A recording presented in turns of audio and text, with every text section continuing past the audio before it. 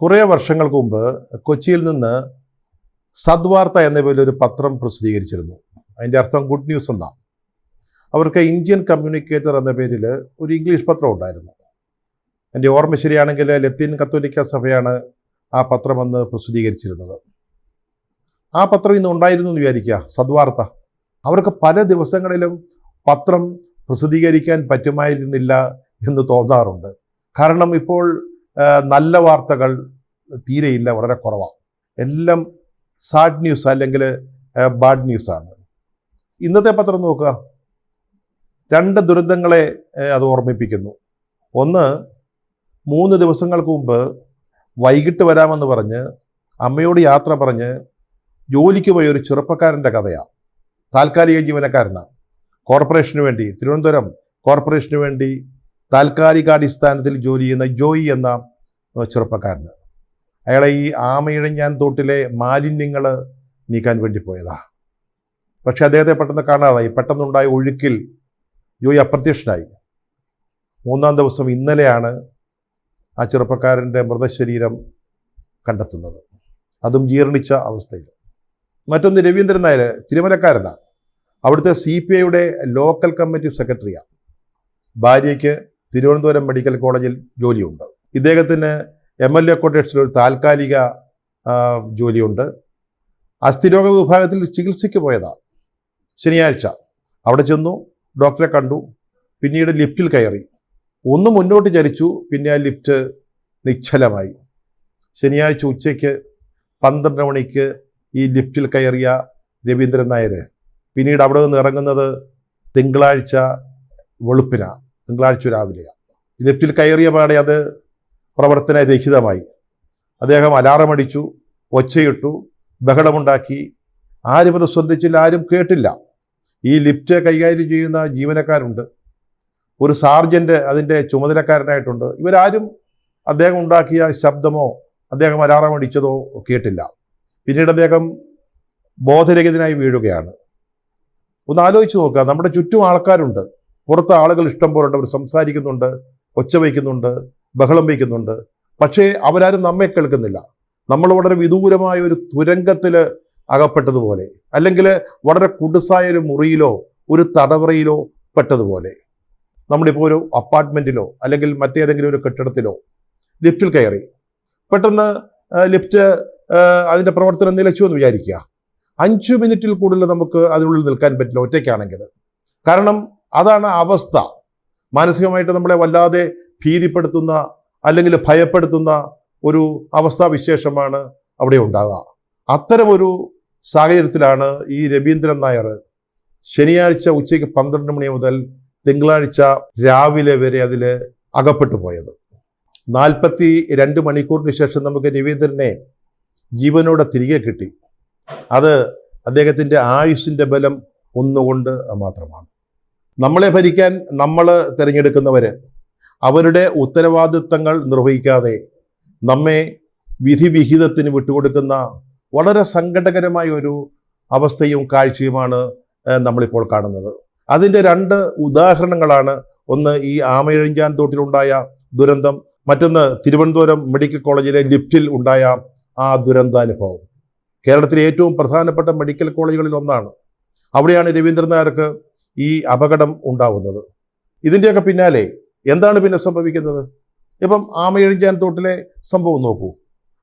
അതിനുശേഷം കോർപ്പറേഷനും റെയിൽവേയും തമ്മിൽ പരസ്പരം കുറ്റപ്പെടുത്തുക, പഴിചാരുക, ഉത്തരവാദിത്വം മറ്റേയാളിൻ്റെ തലയിലിടാനായിട്ട് ശ്രമിക്കുക.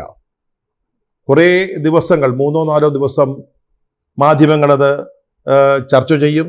അത് വലിയ ഒച്ചപ്പാടും ബഹളവുമാവും, വലിയ വിഷയങ്ങളൊക്കെ ആയിട്ടത് മാറും. പക്ഷേ 4-5 ദിവസങ്ങൾക്ക് ശേഷം എല്ലാവരും ഇത് മറക്കും.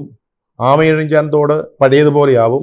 അവിടെ മാലിന്യം നേരത്തെ എങ്ങനെയായിരുന്നു അതുപോലെ തന്നെ കുന്നുകൂടി കിടക്കും. മെഡിക്കൽ കോളേജിലെ ലിഫ്റ്റ് എങ്ങനെയത് എപ്പോഴും പ്രവർത്തനരഹിതമാകുമോ അതുപോലെ തന്നെ തുടരുകയും ചെയ്യും. ഇതാണ് നമ്മുടെ ഇന്നത്തെ അവസ്ഥ. ആമയിഴഞ്ചാൻ തോട് നോക്കൂ, നഗരത്തിൻ്റെ ഒത്ത നടുവിലാണ്. നഗരത്തിൻ്റെ ശ്വാസകോശത്തോട് ചേർന്ന് കിടക്കുന്ന ഒരു പ്രദേശമാണ്. അവിടെയാണ് ടൺ കണക്കിന് മാലിന്യങ്ങൾ കുന്നുകൂടി കിടക്കുന്നത്. മാലിന്യ കുന്നാണ് അവിടെ. മാലിന്യ കടലാണ്. ഈ ജോയി എന്ന ആളിനെ തിരയുമ്പോൾ അല്ലെ ജീവൻ രക്ഷാപ്രവർത്തനങ്ങൾ നടക്കുമ്പോൾ മാത്രം 4 ലോഡ് മാലിന്യമാണ് അവിടെ നിന്ന് മാറ്റിയത് എന്ന് ആലോചിക്കുമ്പോൾ ആ അവസ്ഥ, ആമയിഴഞ്ചാൻ തോടിൻ്റെ അവസ്ഥയുടെ വളരെ രൂക്ഷമായ ഭാവം നമുക്ക് വ്യക്തമാവുകയാണ്. നഗരത്തെ ശ്വാസം മുട്ടിക്കുന്ന ഒരു അവസ്ഥയാണത്. ധാരാളം പദ്ധതികൾ ഈ ആമയിഴഞ്ചാൻ തോട് വൃത്തിയാക്കുന്നതിന് വേണ്ടി വന്നിട്ടുണ്ട്. കോടിക്കണക്കിന് രൂപ തോടിലൂടെ ഒഴുകിപ്പോയി. ധാരാളം ആളുകളുടെ കീശ നിറഞ്ഞു. എന്നല്ലാതെ ഈ പ്രശ്നത്തിന് ഇതുവരെ ഒരു ശാശ്വത പരിഹാരമുണ്ടായിട്ടില്ല. അന്നത്തെ പോലെ ഇന്നും ഇതിൻ്റെ പേരിൽ റെയിൽവേയും കോർപ്പറേഷനും തമ്മിൽ തർക്കം നടക്കുന്നു, പരസ്പരം പഴിചാരുന്നു, കുറ്റം പറയുന്നു. നേരത്തെ ഉമ്മൻചാണ്ടി സർക്കാരിൻ്റെ കാലത്ത് അനന്ത എന്ന പേരിലൊരു പദ്ധതി, ഓപ്പറേഷൻ അനന്ത, അങ്ങനെ ഒരു പദ്ധതി നടപ്പാക്കിയിരുന്നു. അന്ന് ചീഫ് സെക്രട്ടറി ആയിരുന്ന ജിജി തോംസണാണ് അത് ആവിഷ്കരിച്ച് നടപ്പാക്കിയത്. 30 കിലോമീറ്റർ തോട് അല്ലെങ്കിൽ ഓട, ആമയിഴഞ്ചാൻ തോട് അടക്കം വൃത്തിയാക്കിയതാണ്. അവിടുത്തെ മാലിന്യങ്ങളെല്ലാം നീക്കി ഈ തോടിൻ്റെയോ ഓടയുടെയോ ഇരുവശങ്ങളിലും വലിയ കമ്പിവേലികൾ സ്ഥാപിച്ചു. അതോടൊപ്പം തന്നെ ആരെങ്കിലും ചവറ് വലിച്ചെറിയുന്നുണ്ടോ എന്ന് മനസ്സിലാക്കുന്നതിന് CCTV ക്യാമറകൾ വെച്ചു. അത് 1ാം ഘട്ടമായിരുന്നു. പക്ഷേ അതിനുശേഷം ഗവൺമെൻറ് മാറി, പിണറായി സർക്കാർ വന്നു. അതിന് 2ാം ഘട്ടം ആരംഭിക്കാൻ ഗവൺമെൻറ് തയ്യാറായില്ല. 2ാം ഘട്ടം കൂടെ കഴിഞ്ഞെങ്കിൽ മാത്രമേ ഇവിടെ നിന്ന് കടലിലേക്കുള്ള ഒഴുക്ക് ശരിയാവുകയുള്ളൂ, വെള്ളക്കെട്ട് മാറുകയുള്ളൂ. പക്ഷേ അതിന് ഗവൺമെൻറ് ഒരു നടപടിയും എടുത്തില്ല. കഴിഞ്ഞ ദിവസം നടന്നൊരു ചർച്ചയിൽ എന്തുകൊണ്ട് 2ാം ഘട്ടം നടന്നില്ല എന്നുള്ളതിന് ഉത്തരമായി ജിജി തോംസൺ ഇങ്ങനെ പറയുന്നത് കേട്ടു. ഒന്നുകിൽ 1ാം ഘട്ടം പരിപൂർണ പരാജയമായിരുന്നു, അല്ലെങ്കിൽ 2ാം ഘട്ടം കൂടി വന്ന് നഗരത്തിലെ ഈ മാലിന്യക്കെട്ട് ഒഴിവാകുന്നു, അല്ലെങ്കിൽ വെള്ളക്കെട്ട് എന്ന പ്രശ്നം പരിഹരിക്കുന്നു എന്ന് വന്നാൽ അത് ഉമ്മൻചാണ്ടി സർക്കാരിൻ്റെ ഒരു നേട്ടമായി കരുതപ്പെട്ടേക്കാം എന്നുള്ളത് കൊണ്ട്. ഈ 2 കാരണങ്ങളിൽ ഒന്നുകൊണ്ടായിരിക്കാം 2ാം ഘട്ടം വരാതെ പോയതെന്ന് ജിജി തോംസൺ പറഞ്ഞത് ശരിയായിരുന്നുവല്ലോ എന്ന് തോന്നിപ്പോയി. ഇപ്പോൾ ഈ ജോയിക്ക് ദുരന്തം ഉണ്ടായപ്പോൾ ആദ്യം കോർപ്പറേഷൻ റെയിൽവേയെ കുറ്റം പറഞ്ഞു, റെയിൽവേ തിരിച്ച് കുറ്റം പറഞ്ഞു. ഞങ്ങളുടെ പ്രദേശത്തല്ല പ്രശ്നം എന്നാണ് 2 കൂട്ടരും പറയുന്നത്. മേയർ പറയുന്നത് അവിടെ റെയിൽ നീരിൻ്റെ ഒഴിഞ്ഞ കുപ്പികൾ വൻതോതിൽ കൂടിക്കിടക്കുന്നുണ്ടായിരുന്നു എന്നാണ് പറയുന്നത്. മേയറെ രക്ഷിക്കാൻ വേണ്ടി രക്ഷാപ്രവർത്തനത്തിന് പാർട്ടി സെക്രട്ടറി MV ഗോവിന്ദൻ വരുന്നു, മന്ത്രിമാരായ ശിവൻകുട്ടി, MP രാജേഷ്, ഇവരൊക്കെ അണിനിരക്കുകയാണ്. അപ്പോൾ ഇവിടെ ഒരു സൗകര്യമുണ്ട്. റെയിൽവേ എന്ന് പറഞ്ഞാൽ കേന്ദ്ര സർക്കാരിൻ്റെ കീഴിലുള്ളതാണ്. അപ്പോൾ റെയിൽവേയെ കുറ്റം പറഞ്ഞ് നമുക്ക് രക്ഷപ്പെടാൻ പറ്റും. അതാണ് ഇവിടെ കഴിഞ്ഞ ദിവസങ്ങളിൽ നാം കണ്ടുകൊണ്ടിരുന്നത്. ഈ നഗരത്തിലെ മാലിന്യക്കെട്ടിൻ്റെ പേരിൽ നമ്മൾ റെയിൽവേയെ മാത്രം കുറ്റം പറഞ്ഞിട്ട് കാര്യമില്ല. അടിസ്ഥാനപരമായിട്ട് നഗര ശുചീകരണം എന്നുള്ളത് കോർപ്പറേഷൻ്റെ ചുമതലയാണ്, ഉത്തരവാദിത്തമാണ്. പക്ഷേ റെയിൽവേയുടെ കൈവശമുള്ള സ്ഥലത്ത് മാലിന്യം കുന്നുകൂടാതിരിക്കാൻ ശ്രദ്ധിക്കേണ്ടത് റെയിൽവേ തന്നെയാണ്. അതുപോലെയാണ് മേജർ ഇറിഗേഷൻ വകുപ്പിൻ്റെ ചുമതല. അങ്ങനെ ഈ 2-3 ഏജൻസികൾക്ക്, കോർപ്പറേഷനും റെയിൽവേക്കും മേജർ ഇറിഗേഷൻ വകുപ്പിനും തുല്യ ഉത്തരവാദിത്വമുള്ള ഒരു പ്രശ്നമാണിത്. ഇത് പരസ്പരം മല്ലടിക്കാതെ യോജിച്ച പ്രവർത്തനങ്ങളിലൂടെ ശാശ്വത പരിഹാരം കണ്ടെത്താനാണ് ശ്രമിക്കേണ്ടത്. അത് പക്ഷേ ഉണ്ടാവുന്നില്ല. ഈ ജോയിയുടെ ദുരന്തം ഉണ്ടായ ഉടനെ തന്നെ കോർപ്പറേഷൻ്റെ ഭാഗത്തു നിന്ന് വളരെ ശ്ലാഘനീയമായ നടപടികളാണ് ഉണ്ടായത്. ആദ്യം ഉത്തരവാദിത്വത്തിൻ്റെ പന്ത് തട്ടി റെയിൽവേയുടെ കോർട്ടിലിടുക എന്നുള്ളതാണ് നമ്മുടെ മേയർ അല്ലെങ്കിൽ നഗരമാതാവ് എന്നൊക്കെ അറിയപ്പെടുന്ന ആര്യ രാജേന്ദ്രൻ ചെയ്തത്. പിന്നീട് ജോയിയുടെ മൃതശരീരം കണ്ടതിന് ശേഷം കണ്ണീരൊഴുക്കുന്ന മേയറെ നമ്മൾ കണ്ടു. അതിനുശേഷം ജോയിയുടെ വീട്ടിൽ ബന്ധുക്കളെ ചേർത്ത് പിടിക്കുന്ന മേയറെയും നമ്മൾ കണ്ടു. സാമൂഹിക മാധ്യമങ്ങളിൽ മേയർ ആര്യ രാജേന്ദ്രനെ പരിഹസിക്കുകയും ട്രോൾ ചെയ്യുകയും ഒക്കെ ചെയ്യുന്ന ധാരാളം പ്രതികരണങ്ങൾ കാണുകയുണ്ടായി. അതിനോടൊന്നും പക്ഷേ യോജിപ്പില്ല. വളരെ സ്വാഭാവികമായ ഒരു വൈകാരിക പ്രകടനമായിട്ട് നമുക്കതിനെ കാണാവുന്നതേ ഉള്ളൂ. ഒരു ചെറുപ്പക്കാരൻ നമ്മളൊരിക്കലും പ്രതീക്ഷിക്കാത്ത രീതിയിൽ ജീവൻ വെടിയുന്നു. അതോർത്തുള്ള കുറ്റബോധം കൊണ്ട് നാം വിതുമ്പുന്നതിൽ അത്ഭുതപ്പെടാനില്ല. അല്ലെങ്കിൽ തൻ്റെ ഭരണത്തിന് കീഴിലുള്ള കോർപ്പറേഷന് പറ്റിയ വീഴ്ച കൊണ്ടാണല്ലോ ഇത് സംഭവിച്ചത് എന്ന് ഓർക്കുമ്പോഴും കണ്ണുനീർ വാർക്കുന്നതിൽ അപാകതയൊന്നുമില്ല. പക്ഷേ ഇവിടെ ഉയരുന്ന ഒരു ചോദ്യം, മേയർ കണ്ണുനീർ വാർത്തത് കൊണ്ടോ, അല്ലെങ്കിൽ ജോയിയുടെ കുടുംബത്തിന് 10 ലക്ഷം രൂപ കൊടുത്തത് കൊണ്ടോ, വീട് നൽകാമെന്ന് വാഗ്ദാനം ചെയ്തുകൊണ്ടോ, വീട്ടിലേക്ക് വഴി കൊടുക്കാമെന്ന് പറഞ്ഞതുകൊണ്ടോ നാം നേരിടുന്ന ഈ പ്രശ്നത്തിന് ശാശ്വതമായ പരിഹാരം ഉണ്ടാവുന്നുണ്ടോ? ഈ നഗരത്തിലെ മാലിന്യക്കെട്ട് ഒഴിവാക്കുക എന്നത് നിസ്സാരമായ ഒരു കാര്യമാണെന്ന് പറയുന്നില്ല. ഭഗീരഥ പ്രയത്നം അതിൻ്റെ പിന്നിൽ ആവശ്യമുണ്ട്.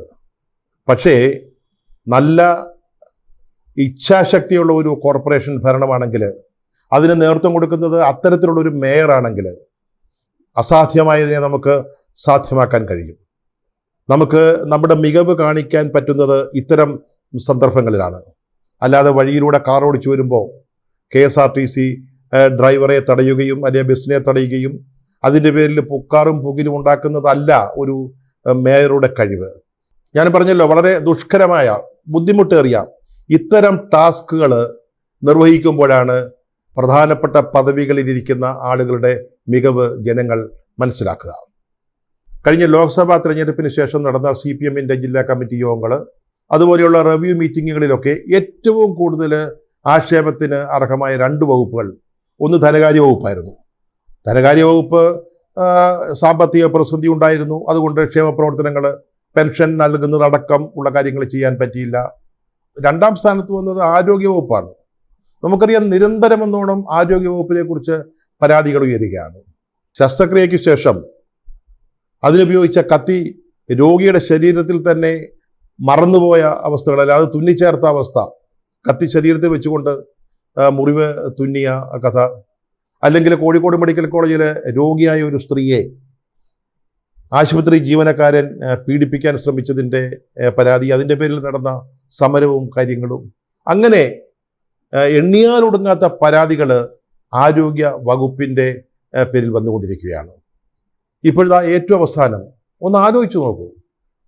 തിരുവനന്തപുരം മെഡിക്കൽ കോളേജ് പോലെയുള്ള ഒരു ആശുപത്രിയിൽ രോഗികൾ നിരന്തരമെന്നോളം ഉപയോഗിക്കുന്നതാണ് ഈ ലിഫ്റ്റുകൾ. അവർക്ക് വേണ്ടിയുള്ളതാണ്. അവർ പൂർണ്ണ ആരോഗ്യവാന്മാരല്ലെന്ന് ആലോചിക്കണം. ആ ലിഫ്റ്റാണ് ഒരു രോഗി കടന്ന് സെക്കൻഡുകൾക്കകം നിശ്ചലമാകുന്നത്. എന്നിട്ട് 42 മണിക്കൂർ ആ രോഗി അതിനുള്ളിൽ പെട്ടുപോകുന്ന ഒരു അവസ്ഥ. ഇതിനെക്കുറിച്ചൊക്കെ ആരോടാണ് ചോദിക്കേണ്ടത്? ആരാണ് ഇവിടെ മറുപടി പറയാനുള്ളത്? എൻ്റെ ഒരു സംശയം, ഈ ദുരന്ത മുഖത്ത് നിൽക്കുമ്പോൾ ആമയഴിഞ്ചാനത്തോട് അല്ലെങ്കിൽ ഈ ലിഫ്റ്റ് പോലുള്ള സംഭവങ്ങൾ, ഇതൊക്കെ കണ്ടിട്ട് ഇതിന് ഉത്തരവാദിത്തപ്പെട്ട ആളുകൾക്ക് എങ്ങനെ രാത്രി സുഖമായിട്ട് ഉറങ്ങാൻ സാധിക്കും? ആരോഗ്യവകുപ്പിൽ എന്തെങ്കിലും ഒരു പ്രശ്നം ഉണ്ടായാൽ ഉടനെ നമ്മുടെ മന്ത്രി വീണ ജോർജ് ചെയ്യുന്നത് കർശന നടപടിയെടുക്കും എന്നൊരു പ്രസ്താവന അതാദ്യമേ അങ്ങ് നടത്തും. പിന്നീട് ഒരു റിപ്പോർട്ട് ചോദിക്കും. ഈ റിപ്പോർട്ടൊക്കെ കിട്ടുന്നുണ്ടോ, അതിന്മേൽ എന്തെങ്കിലും നടപടി എടുക്കുന്നുണ്ടോ എന്നൊന്നും നമുക്കറിഞ്ഞുകൂടാ. ഇതിൻ്റെ പേരിൽ 4-5 ആളുകളെ സസ്പെൻഡ് ചെയ്യും. ഈ സസ്പെൻഷനിൽ പോകുന്ന ആളുകൾ 2-3 ദിവസം കഴിയുമ്പോഴേക്കും അവർ അംഗങ്ങളായുള്ള ഭരണകക്ഷി യൂണിയനുകളുടെ സഹായത്തോടെ തിരിച്ച് കയറി വരികയും ചെയ്യും. ആരോഗ്യ വകുപ്പിനെ കുറിച്ചുള്ള പരാതികളുടെ അന്വേഷണം, അതിൻ്റെ റിപ്പോർട്ടുകളെല്ലാം ചേർത്ത് ഒരു വലിയ ഗ്രന്ഥം തന്നെ ഇറക്കാവുന്നതേ ഉള്ളൂ. ഈ 2 ദുരന്ത സംഭവങ്ങളാണല്ലോ നമ്മൾ ചർച്ച ചെയ്തത്. ഒന്ന് ആമയിഴഞ്ചാനത്തോടെ, മറ്റൊന്ന് ഈ ലിഫ്റ്റ് സംഭവം. ഇതിൻ്റെയൊക്കെ തലപ്പത്തിരിക്കുന്ന ആളുകൾ, ഒന്ന് നമ്മുടെ മേയർ ആര്യ രാജേന്ദ്രൻ, മറ്റൊന്ന് മന്ത്രി വീണ ജോർജ്. ഈ ആര്യ രാജേന്ദ്രനൊക്കെ ഭാഗ്യം കൊണ്ട് മാത്രം തിരുവനന്തപുരത്തെ മേയറായി വന്ന ആളാണ്. ഒന്നാമത് ഇതൊരു സ്ത്രീ സംവരണമായിരുന്നു മേയർ സ്ഥാനം.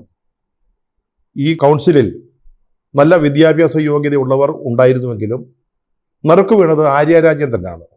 അതിൻ്റെ പ്രധാന കാരണം ജില്ലാ പാർട്ടിയിലെ ചില പ്രമുഖ ആളുകൾക്ക് അക്കാര്യത്തിൽ താല്പര്യമുണ്ടായിരുന്നു എന്നുള്ളത് കൊണ്ടാണ്. അതുപോലെ തന്നെയാണ് ആരോഗ്യമന്ത്രിയുടെ കാര്യം. കേരളത്തിലെ ഒരു ക്രൈസ്തവ സഭയുടെ സമ്മർദ്ദം കൊണ്ടാണ് അവരാദ്യം MLA ആയത്. MLA എന്ന നിലയിൽ നല്ല പെർഫോമൻസ് ആയിരുന്നു, നല്ല പ്രകടനമായിരുന്നു. അതിൻ്റെയും കൂടെ അടിസ്ഥാനത്തിലാണ് പിന്നീട് മന്ത്രിയായത്. ഞാൻ പറഞ്ഞല്ലോ, വേറെയും മിടുക്കരായ ആളുകൾ കോർപ്പറേഷൻ മേയറായിട്ടോ ആറന്മുള MLA ആയിട്ടോ പിന്നീട് ആരോഗ്യമന്ത്രിയായിട്ടോ വരാൻ പറ്റിയ കഴിവുള്ള ധാരാളം പേരുണ്ടായിരുന്നു. പക്ഷേ ഈ 2 പേർക്ക് ഈ സ്ഥാനങ്ങളിലേക്ക് വരാൻ കഴിഞ്ഞത്, അവർക്ക് കഴിവില്ല എന്ന് ഞാൻ പറയുന്നില്ല, 2 പേരും കഴിവുറ്റ ആളുകളാണ്. പക്ഷേ ഭാഗ്യമുണ്ട്, നല്ല ഭാഗ്യമുണ്ട്.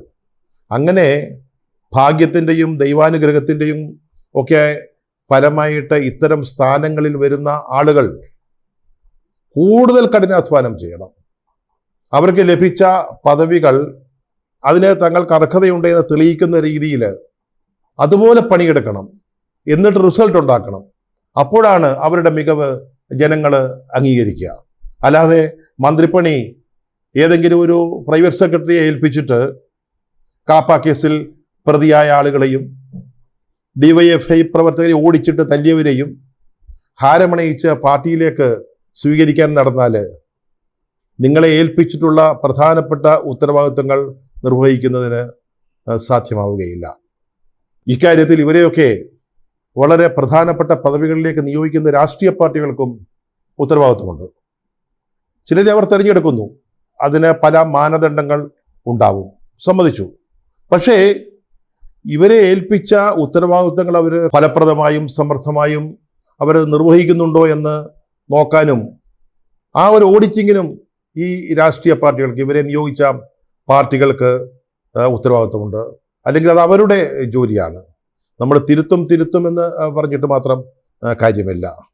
നമ്മുടെ പ്രതീക്ഷ പോലെ നമ്മൾ ആരെയൊക്കെ ഉത്തരവാദിത്തങ്ങൾ ഏൽപ്പിച്ചോ അവരൊക്കെ കൃത്യമായ രീതിയിൽ പ്രവർത്തിക്കുന്നില്ലെങ്കിൽ അവരെ വേണ്ടി വന്നാൽ മാറ്റി നിർത്താനുള്ള കടമയും ഉത്തരവാദിത്വവും അവരെ നിയോഗിച്ച രാഷ്ട്രീയ പാർട്ടികൾക്കും ഉണ്ട്.